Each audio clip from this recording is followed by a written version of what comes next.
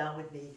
Can you tell me a little bit about, can you tell our audience a little bit about yourself, your professional background, and also what brought you to community activism? Sure. First of all, thank you for having me, Mimi. It's a great honor to have a chance to talk with you today and go over some of these questions. It sounds like it'll be quite fruitful. My name is Jay Mason.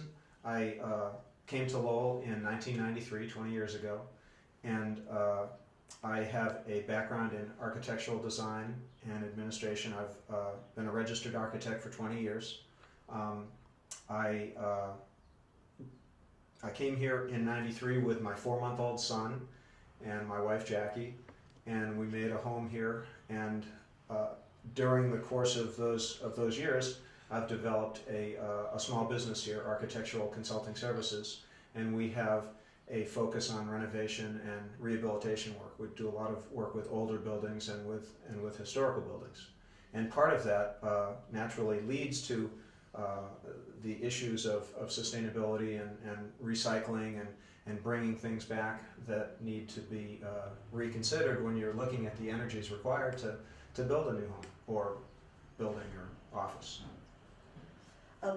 What and who would you say influenced you in your philosophy on conservationism and activism? Well, early on it was my parents, as I'm sure so many people are influenced in positive directions by parents who invest time and invest energy in their kids and help their kids see different opportunities. But beyond that, I was a Boy Scout. That led me to be doing things outdoors, to develop a respect and an admiration for nature. I developed from there at college. In the 80s, I went out to Arizona, participated in Paolo Soleri's Arcosanti, and of course, Paolo passed away at the age of 93 last week. So some real, warm thoughts about the component of his experience in my development. We're sitting here in your lovely home, and it's sitting, Tyler Park's right here, and I think this is one of your prides and joys. So why don't you tell us a little bit about the revitalization of Tyler Park? The Friends of Tyler Park got started as a community group about 15, 16 years ago, and we developed an instant and very positive relationship with the city that continues to this day. It's been a great win-win situation. You have a community group that's willing to invest energy and eyes and enthusiasm for public space, and the city enjoys that. The city benefits from that and gives back in helping us whenever they can. We've had tough economic times. It's not been easy lately for the kinds of things that we'd like to do, like we're organically fertilizing and doing weed control in the park. That's expensive. And right now the city doesn't have money to help us do that. So we're doing it on our own because we think it's important, because we want our kids out there rolling around and not worrying about pesticides. But ultimately, the city will come back and help us financially. They're helping us with everything they can right now. They took away 40 bags of debris that we picked up off the park a couple of weeks ago when we did our cleanup. So I just made a phone call, and the next day everything was gone. Tom Belgard and those folks have done a terrific job standing by us the whole time, and we really appreciate it. And we're going to continue to be the stewards and motivators in that space to make sure it continues along a positive track into the future, and we feel good about that. So again, it's a win-win situation. Everybody benefits, and we're looking forward to a great concert series this summer, the third Thursday of June, July, and August. Please come on out. It's free food, free drink, and free music. For the most part, our neighborhood groups are focused on crime, safety, housing codes, traffic. But the discussion on open space is not really out there. It's not in our collective radar. What is your opinion on this? Sure. Well, the Friends of Tyler Park, of course, have been invested in that for 15, 16 years. It's been a hallmark of our interest as stewards of the park. But I think you can take it back to Olmsted, who was the designing firm that led to the creation of Tyler Park. Olmsted understood the cathartic and restive quality of being outdoors. He designed Central Park, the Emerald Necklace in Boston, Chicago parks. The firm was the most prolific environmental design firm of their age, of the 1880s, 1890s. And their work is just phenomenal and everywhere. It's ubiquitous. It's incredible stuff.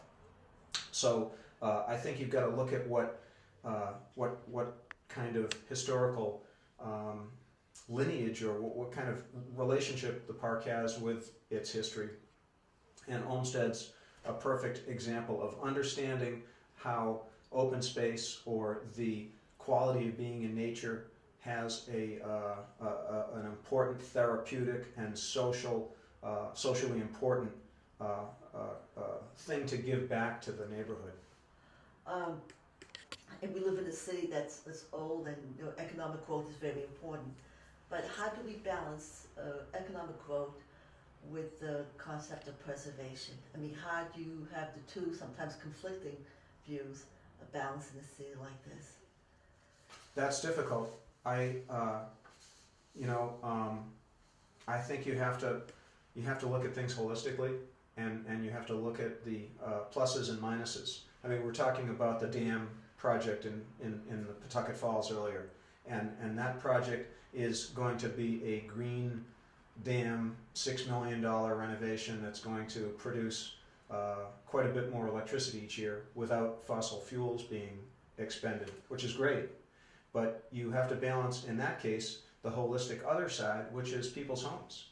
You raise the water level, you raise the potential for more damage in a much easier way. So it's always a balancing act, and it takes deliberate and thoughtful professionals, both in the consulting area and also in city government or state government, to get together and be able to weigh those things out and find a common ground. From your experience, can you give us some suggestions as to how people can get more involved? Well, I think the question of community activism is hard to answer because there's so many different choices. For myself, I'm involved in the Green Building Commission, 350.org, the Sierra Club, the Citizens Climate Lobby, Salvation Army, Friends of Tyler Park. I mean, there's a lot of ways to plug in and be more useful as a member of the community. I think you have to look at areas that you feel you can be in environments that are supportive of the places that you feel like you're hoping to go. Like in my case, the environmental activism piece, that need to try to reach out and make things a little more sustainable, puts me directly in the path of the groups that I just mentioned. And I think in particular, the Green Building Commission has a wonderful rapport and networking ability with the city of Lowell that I find really useful. You can leverage your energy. I think it's all about today, taking a small amount of time and making it as highly useful as possible. And that's hard to do, but you have to, because you don't have a lot of time. It's not like we have the leisure time we did even 10 or 20 years ago. So I suggest that people look into groups like the Sierra Club, like 350.org, and the Citizens Climate Lobby also, if they're interested in working on things that promote sustainability in the environment. Those groups are at the forefront today of bringing solutions to the table, and I think that we are going to see more of that. I think it's an industry that's getting larger, and I think that this is a good time to get involved. You're a passionate proponent of green. I mean, I think a lot of people in Lowell know you as Mr. Green. No, there's Stephen. You're right, but you are one of the people that's pushing the green concept, and educating us and pushing it. Actually, you can explain, you were at City Hall last week at Tuesday night, the City Council meeting. Sure. But can you identify some buildings or some areas that you say, well, this is Lowell's done well green, and some other areas that perhaps we could do a little bit better. Sure. But you asked me about the where's the passion. I mean, what I'm also hearing is where's the passion come from for being green, and you know, not to be too snide about it, but I really think that, you know, I'm passionate about breathing air on a regular basis too. I think, you know, it just happens to be part of our future view. If you have children yourself, or you know of someone who has kids, you have relatives, or if you just have a view that involves people who come after you, you have to consider these environmental issues. You have to be thinking about climate change and what can you do about it. It's really not, in my view, something special that someone does. It's something that we have to do. There's a Green Commission in Lowell, correct? Is that, Yes, the Green Building Commission. And you're part of it? Yes. And you give out awards every year or something? Yes. So can you just, I think you just gave out an award. We did. We gave an award to UTEC, who now is the proud owner of the oldest, greenest, the oldest platinum certified building in the country.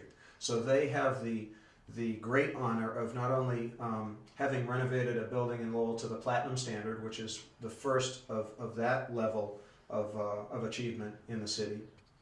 I think Novus may have also gotten to platinum, but different situation. The building that UTEC has renovated is platinum certified, and it's the oldest building that has been so certified in the country. So they're very, very excited about that. So there was an award presented last week. And talk about nice buildings. What are some of the overlooked architectural gems we have in the city, including your house? Thank you. There's just a great selection of older and incredibly beautiful and well-designed homes in Lowell and buildings. I think the Franco-American School is one of my favorites, and it needs some work. It's you know, a little tired on some of the detailing, and that sandstone, brownstone material doesn't last forever. It's getting worn away. But so there's buildings like that we need to think about collectively as a city, if we care about our heritage. And if we, you know, want to see it maintained. But there's others. There's the Turbine House that is trying to, like the phoenix, come up out of the ashes. I mean, it's been conceptualized for a long time. Jim Lachulis has had this idea of bringing it back. It hasn't quite happened yet. There are the canals and locks. I think that's a wonderful and very important element of our architectural heritage. The University Ave Bridge. Unfortunately, we're going to lose that soon, but that has to come to mind because of its construction. You have to walk on it. I don't know if anyone has walked on it recently, but it's a real experience. It's so much different than walking on a concrete or a metal surface. Talk about the future. What is your opinion on the new master plan?